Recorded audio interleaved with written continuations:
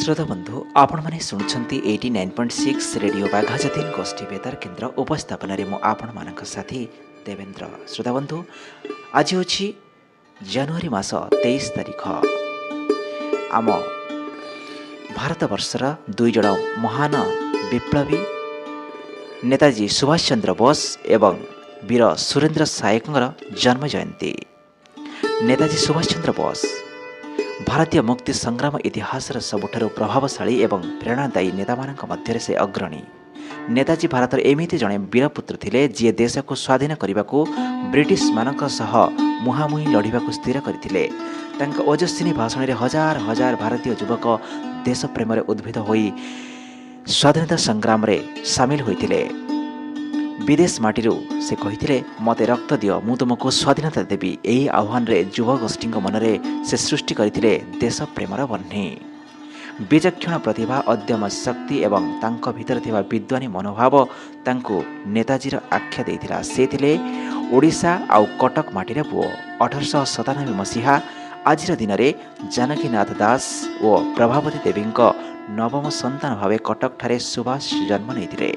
रेभेन्सा collegiate school रे पढ़ी से मैट्रिक परीक्षा रे द्वितीय स्थान अधिकार करथिले। छात्र जीवन में स्वामी विवेकानंद आदर्श तांको अनुप्राणित करथिला।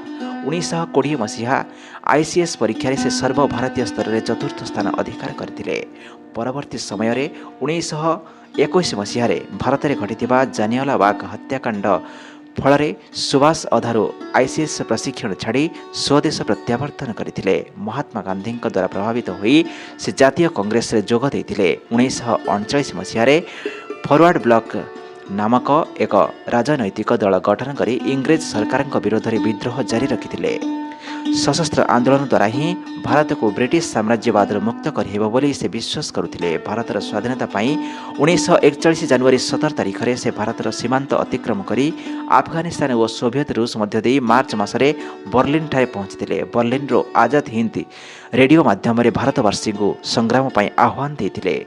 सुभाष सिंगापुर रे आजाद हिंद फौजर दायित्व ग्रहण कले।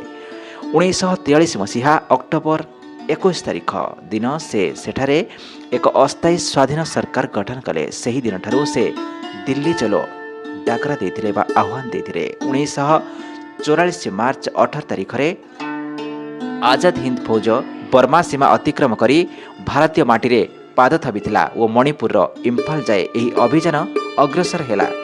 दृढ़ पदक्षेप अग्रसर होउथिबा आजाद हिंद फौज उपरकू ब्रिटिश बाहिनी उभय स्थल एवं आकाश पथरु आक्रमण करी इम्फाल ठारे तांको परास्त कला।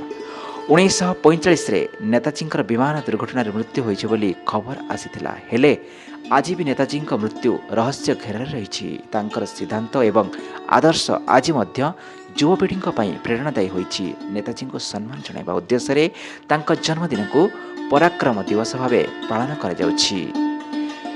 जड़े महान स्वाधीनता संग्रामी तथा देशभक्त और जड़े अविस्मरणीय योद्धा भावे नेताजी ए जातिर चिरनमस्य। श्रोता बंधु आज दिन में आउ जड़े महान विप्लवी जन्म ग्रहण करते से होती वीर सुरेंद्र साय। भारतीय सशस्त्र संग्राम महान जननायक वीर सुरेंद्र सायकर जन्मतिथि आज। 1857 सिपाही विद्रोहर 30 वर्ष पूर्व राजगादीर उत्तराधिकारित्व नहीं से ब्रिटिश सरकार विरुद्ध में उलगुलान आरंभ करथिले।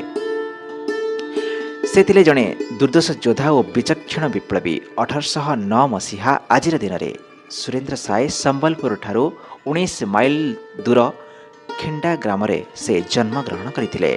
खिंडा वंशीय धरम सिंह और रेवती देवी 7 पुओ और गोटे झील मध्य सुरेंद्र साय थिले सबुठारु बड़।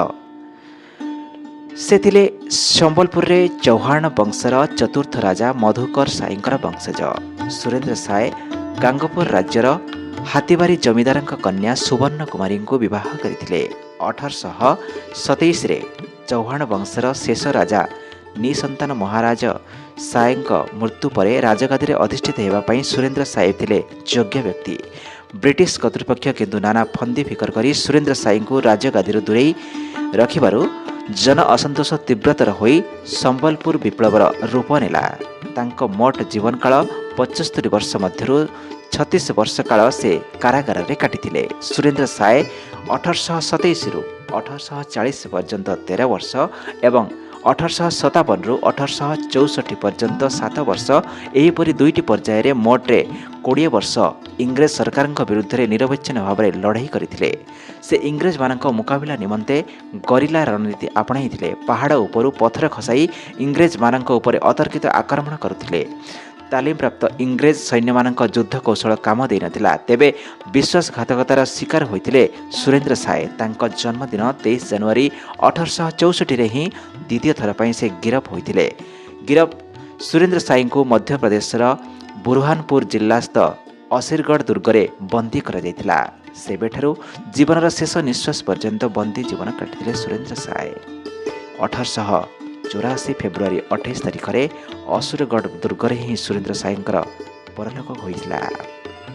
ମାତୃଭୂମିକୁ ପରାଧୀନତାର ଶୃଙ୍ଖଳରୁ ମୁକ୍ତ କରିବା ପାଇଁ ତାଙ୍କର ଜୀବନବ୍ୟାପୀ ପ୍ରଚେଷ୍ଟାର ତୁଳନା ନାହିଁ।